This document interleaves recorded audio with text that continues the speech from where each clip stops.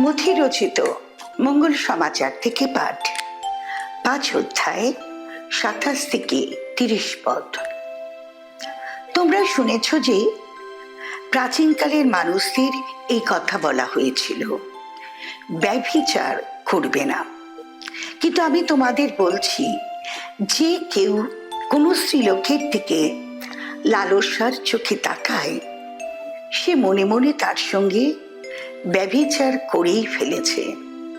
সুতরাং তোমার ডান চোখ যদি তোমার পতনের কারণ হয়, তবে তা উপড়ে ফেলো, দূরেই ফেলে দাও।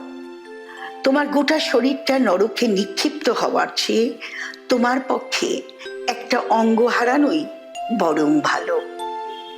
তেমনি তোমার ডান হাত যদি তোমার পতনের কারণ হয়, তবে তা কেটে ফেলো, দূরেই ফেলে দাও।